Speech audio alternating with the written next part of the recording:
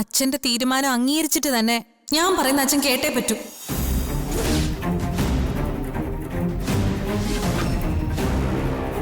ഞാൻ ചെയ്തത് തെറ്റ് തന്നെയാ. എല്ലാവർക്കും അവകാശപ്പെട്ട പണം എന്റെ ആവശ്യത്തിന് ചെലവാക്കിയത് ക്ഷമിക്കാൻ പറ്റാത്ത തെറ്റാണെങ്കിൽ അച്ഛൻ സച്ചിയോട് ക്ഷമിക്കാൻ പാടില്ലായിരുന്നു. ഞാൻ ചെയ്തത് മോഷണമാണെങ്കിൽ അതേ മോഷണം നടത്തിയ ആളാ സച്ചി. 8 ആയാലും 50 ആയാലും മോഷണം മോഷണം തന്നെയാ. സച്ചിക്ക് മാപ്പും എനിക്ക് ശിക്ഷ. അങ്ങനെ ഒരേ തെറ്റിന് 2 ശിക്ഷാവിധി എങ്ങനെ അംഗീകരിക്കാൻ പറ്റും? മുഖം നോക്കാതെ നടപടി എടുത്താലല്ലേ എല്ലാവർക്കും ഒരേ നീതി കിട്ടും? അതോ ഇനി അച്ഛന്റെ നീതി വേറെയാണോ? എനിക്കറിയാം അച്ഛാ, സച്ചി അച്ഛന്റെ മോനാ. ഞാൻ അച്ഛന്റെ മോന്റെ വിധവയായ ഭാര്യ.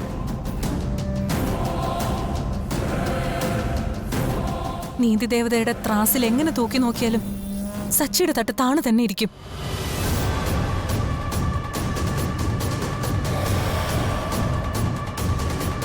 $50 ലക്ഷം ഞാൻ എടുത്തു എന്നുള്ളത് ശരി തന്നെയാ. അതെനിക്കെന്തേലും നേടാനൊന്നുമല്ല. ദാ ഈ നിൽക്കുന്ന എന്റെ അനിയത്തി അനഘയുടെ വിവാഹം നടത്താനാ.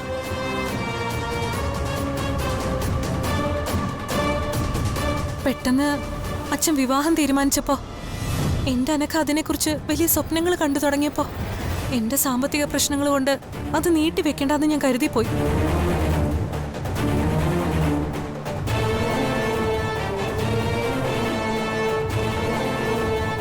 എനിക്ക് ഈ കാണുന്ന പത്രാസൊക്കെ ഉണ്ടെന്നേ ഉള്ളച്ചാ.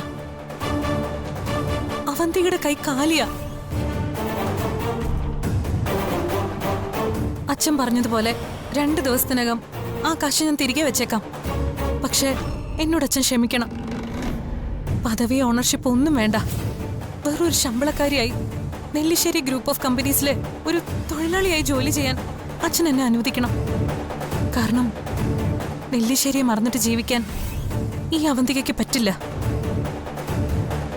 ഞാൻ ചെയ്തത് വലിയ തെറ്റാണെന്ന് സമ്മതിച്ചുകൊണ്ട് തന്നെ ഞാൻ അപേക്ഷിക്കുക.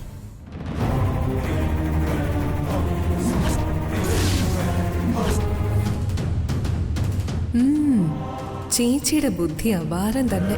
ഒറ്റയടിക്കല്ലേ കഥ തിരിച്ചുവിട്ടത്.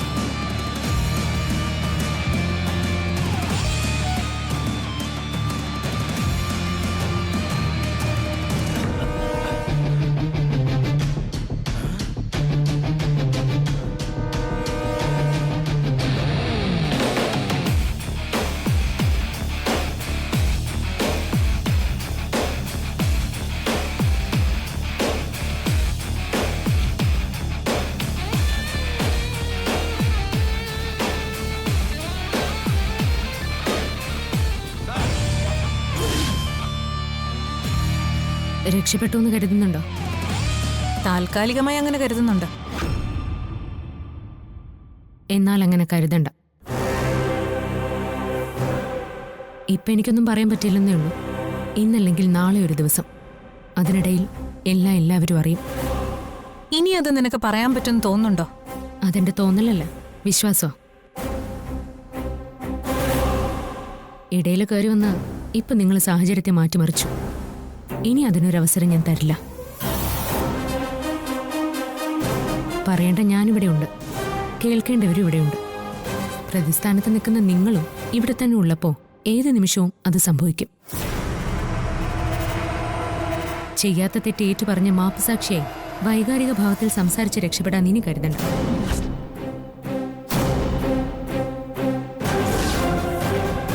എന്റെ അനൂപേട്ടനെ അപകടപ്പെടുത്താൻ നിങ്ങൾ തീരുമാനിച്ച നിമിഷം മുതൽ അവന്തികയുടെ അവസാനത്തിന്റെ തുടക്കം കുറിച്ചു.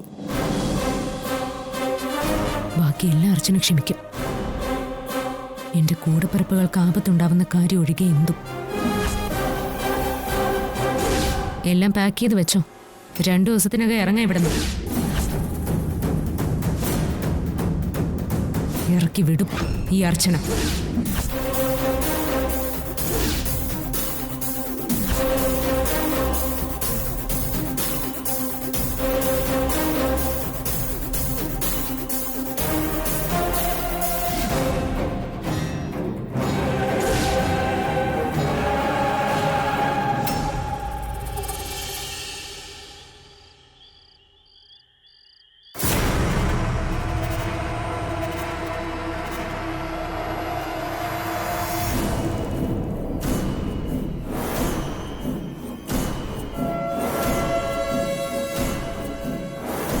ചേച്ചി കിടക്കുന്നില്ലേ?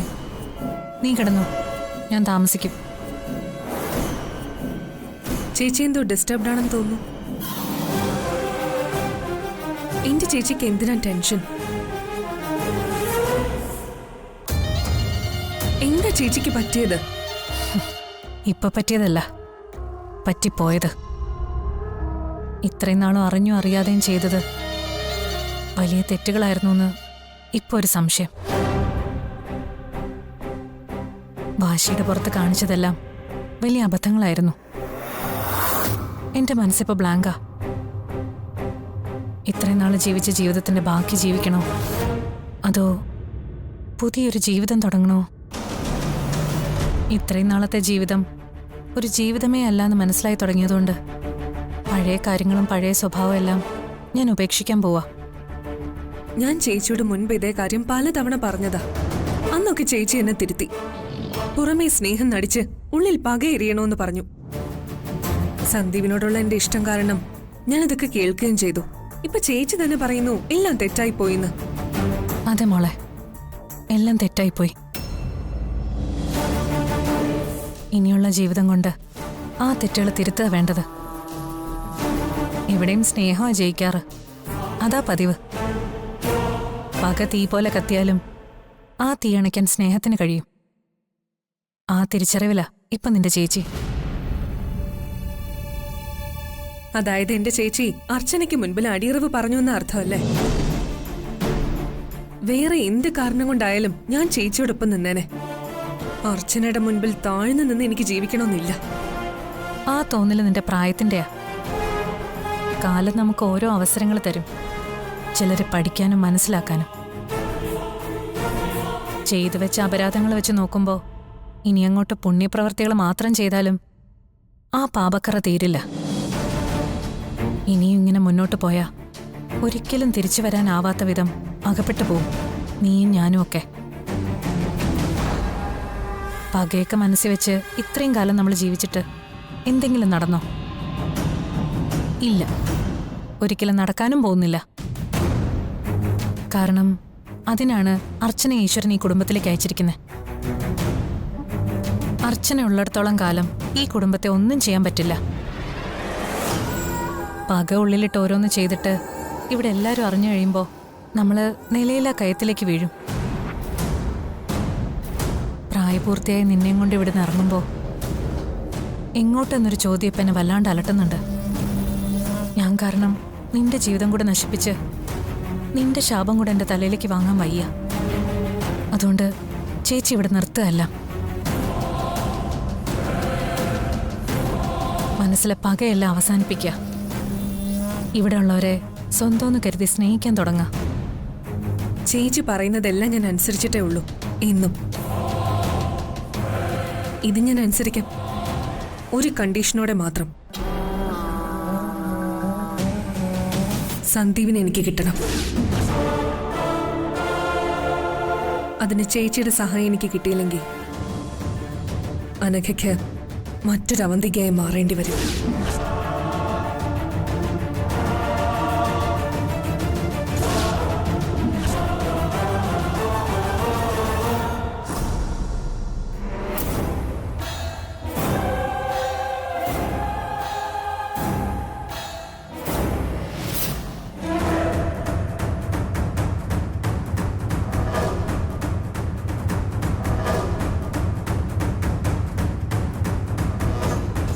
അർച്ചന,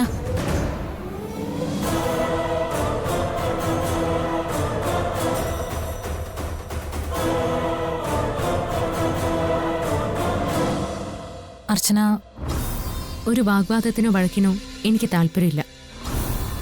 സത്യം പറഞ്ഞാൽ നിങ്ങളിപ്പോൾ കാണുന്നത് പോലും എനിക്കിഷ്ടമല്ല. അറിയാം. അങ്ങനൊരു ഇഷ്ടക്കേടിൽ നിന്നുകൊണ്ട് തന്നെ എനിക്ക് പറയാനുള്ളത് നീ കേൾക്കണം. നിങ്ങൾക്ക് പറയാനുള്ളത് എന്താണെന്ന് എനിക്ക് വ്യക്തമായിട്ട് അറിയാം. ഞാൻ അച്ഛനോട് എല്ലാം പറഞ്ഞാൽ എന്നെ കൊല്ലൂന്ന്, അല്ലെങ്കിൽ എനിക്ക് വേണ്ടപ്പെട്ടവരെ കൊല്ലൂന്ന്. ഭീഷണിയുടെ സ്വരമല്ലേ നിങ്ങൾക്ക് വശമുള്ളൂ? അതെ, കുറച്ചു മുന്നേ വരെ എനിക്കത് മാത്രമേ വശമുണ്ടായിരുന്നുള്ളൂ. പക്ഷേ ഇപ്പം നിന്റെ മുന്നിൽ നിൽക്കുന്നത് ഭീഷണിപ്പെടുത്തിയും പേടിപ്പിച്ചും സ്വന്തം ആവശ്യങ്ങൾക്ക് വേണ്ടി ഏതറ്റം വരെയും പോകാൻ മടിയില്ലാത്ത ആ അവന്തികയായിട്ടല്ല, നിന്റെ ഏടത്തി അവന്തികയായിട്ടാ.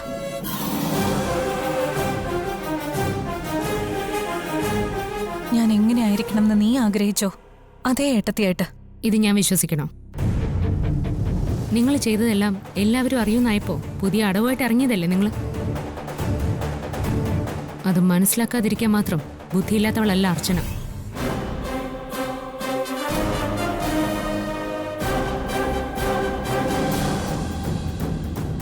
ഞാൻ എന്ത് പറഞ്ഞാലും നീ അങ്ങനെ കരുതുള്ളൂ എന്ന് എനിക്കറിയാം. അതിപ്പോ അർച്ചനയെന്നല്ല, ആരായാലും. അതിന് മാത്രം കുറ്റങ്ങൾ ചെയ്തു കൂട്ടിയിട്ടുണ്ട് ഞാൻ.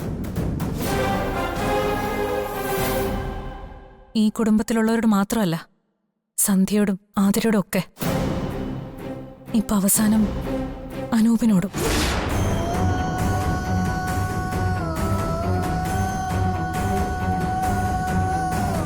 പിടിവാശിയും വൈരാഗ്യവും പകയൊക്കെയാ എന്നെ നിയന്ത്രിച്ചിരുന്നത് എന്ന് പറയുന്നതാവും ശരി. പിന്നെ ഇപ്പൊ എന്താ ഇങ്ങനെയൊക്കെ തോന്നാൻ? ഭയം.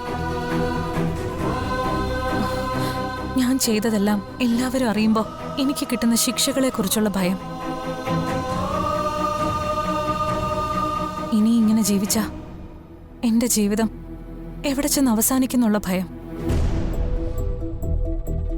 കുറ്റക്കാരിന്ന് മുദ്രകുത്തി ഇവിടുന്ന് പുറന്തള്ളിയ അനഘയും കൊണ്ട് എവിടെ പോയി ജീവിക്കുന്നുള്ള ഭയം. ആ ഭയത്തിൽ നിന്ന ഇങ്ങനൊരു തീരുമാനം.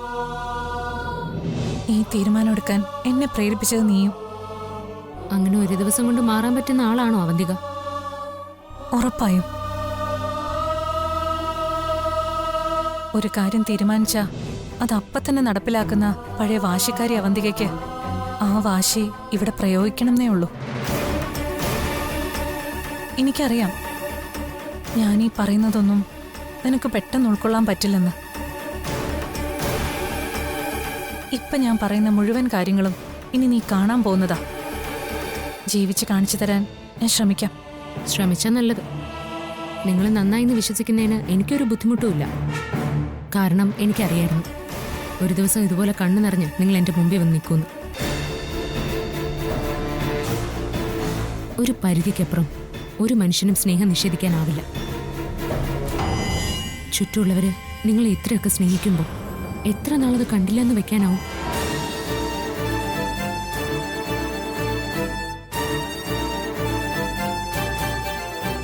പറഞ്ഞതൊക്കെ സത്യമാണെങ്കിൽ സന്തോഷമുണ്ട് എനിക്ക്. സത്യമാണ്. അവന്തികയെക്കുറിച്ചുള്ള അർച്ചനയുടെ കണക്കൂട്ടലുകളെല്ലാം ശരിയായിരുന്നു. അവന്തികയ്ക്ക് മനസ്സിലാവാത്ത ഒരേ ഒരാളെ ഉണ്ടായിരുന്നുള്ളൂ ഈ ലോകത്ത്. അത് അവന്തിക തന്നെയാ. നല്ലൊരു ജീവിതം, കുടുംബം, കുട്ടികൾ, അങ്ങനെ ഒരു പെൺകുട്ടിയുടെ സ്വപ്നങ്ങളായിരുന്നില്ല എനിക്ക്.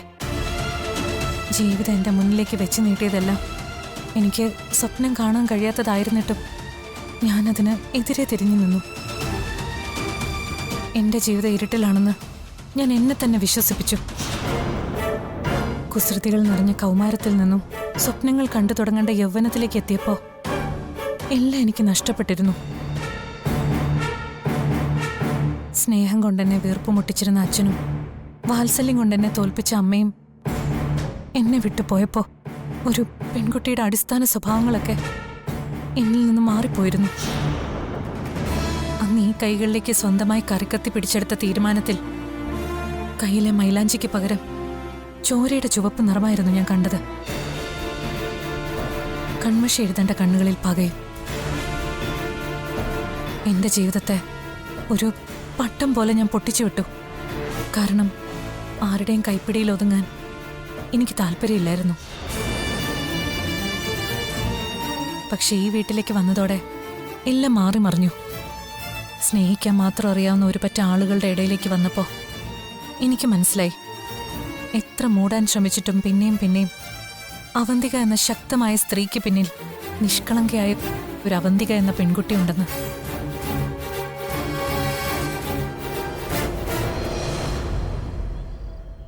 നഷ്ടപ്പെട്ടു എന്ന് കരുതുന്ന ഒന്നും അവക്ക് നഷ്ടമായില്ല എന്ന് ഞാൻ തിരിച്ചറിഞ്ഞു. അച്ഛൻ്റെ മോളെ എന്ന വിളിയിലും സഹോദരങ്ങളുടെ ഏട്ടത്തി എന്ന വിളിയിലും തകർന്നു പോയിട്ടുണ്ട് ഞാൻ. പക്ഷേ ഞാനും എൻ്റെ ജീവിതവും വേറെന്തിനോ വേണ്ടിയായിരുന്നു എന്നതായിരുന്നു എൻ്റെ തോന്നൽ. ആദ്യാദ്യം അറിയാതെ തെറ്റുകളിൽ ചെന്ന് വീഴുമായിരുന്നു. പിന്നീട് തിരികെ വരാൻ പറ്റാത്ത രീതിയിൽ മുന്നോട്ട് പോയി കഴിഞ്ഞു എന്ന തോന്നലിൽ ഇതുവരെ ജീവിച്ചു.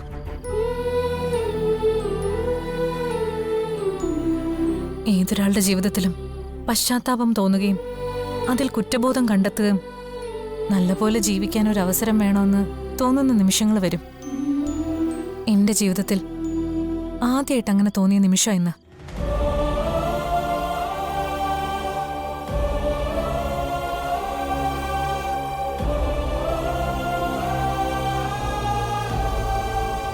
അവന്തികയ്ക്ക് അർച്ചനെ പോലെ ഈ വീട്ടിൽ ജീവിക്കാൻ ഇപ്പോൾ ഒരാഗ്രഹമുണ്ട്.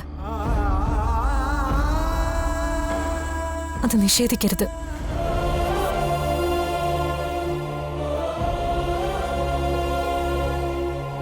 ഇതെല്ലാം എന്റെ കുമ്പസാരോ ഏറ്റുപറച്ചിലുകളോ അല്ല, തിരിച്ചറിവാണ്. അവന്തിക ഒന്നും ആയിരുന്നില്ല എന്നുള്ള തിരിച്ചറിവ്.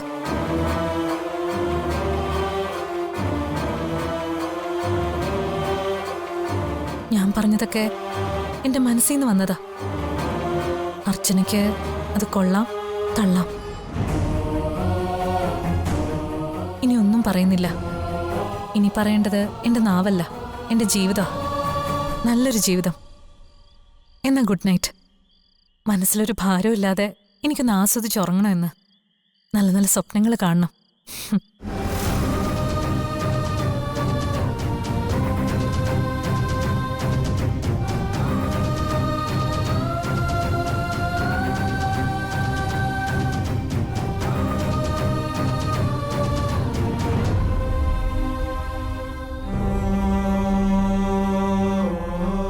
ഞാൻ പറഞ്ഞതൊക്കെ അർച്ചനയ്ക്ക് വിശ്വാസമായില്ലെങ്കിൽ എന്ത് തീരുമാനം വേണേലും എടുക്കാം.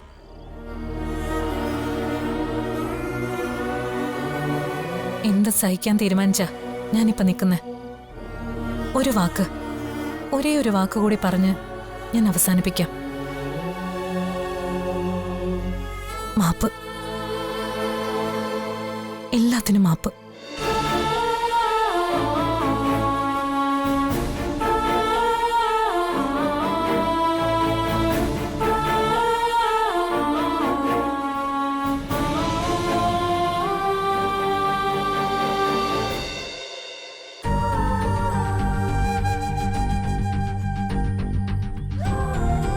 ഇതേ സ്ഥലത്ത് വെച്ച് അന്ന് ഞാനൊരു കാര്യം പറഞ്ഞിരുന്നു.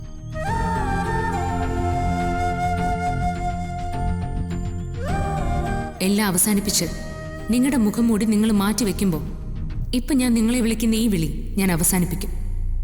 അന്ന് ഞാനും നിങ്ങളെ വിളിക്കും ഏട്ടത്തിന്ന്.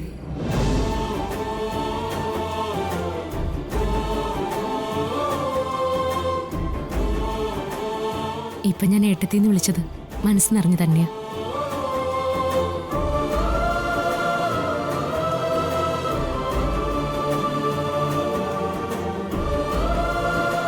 എല്ലാ വില്ലത്തിമാരുടെയും ജീവിതത്തിൽ അവരൊരിക്കലും ഓർക്കാൻ ഇഷ്ടപ്പെടാത്തൊരു ഭൂതകാലം ഉണ്ടാവും. ഓർക്കാൻ ഇഷ്ടപ്പെടാത്ത അതുപോലുള്ള കാര്യങ്ങൾ മറക്കുന്നത് തന്നെയാണ് നല്ലത്. എല്ലാത്തിനും ഒരു മറുവശം ഉണ്ടെന്ന് പറയുന്നത് പോലെയുള്ളൂ ഇതും. പലതവണ ഞാൻ ആഗ്രഹിച്ച രംഗമായിരുന്നു ഇത്. അവന്തി ഒരിക്കലും അർച്ചനെ പോലെ ആവണ്ട. അർച്ചനയ്ക്ക് മുകളിൽ നിൽക്കണം. ഏട്ടത്തിയായി അല്ല, അമ്മയായിട്ട്, ഈ വീട്ടിലെ കാര്യസ്ഥയായിട്ട്. വാശിയിലൂടെ എല്ലാം നേടാനാവുന്നൊരു തെറ്റിദ്ധാരണ എനിക്കുണ്ടായിരുന്നു. ഇപ്പം മനസ്സിലായി, സ്നേഹത്തിലൂടെ അല്ലാതെ ബന്ധങ്ങളെ അളക്കാനാവില്ലെന്ന്. ഇനി അങ്ങോട്ട് അവന്തിക ശരിക്കും അർച്ചനോട് മത്സരിക്കാൻ പോവാ.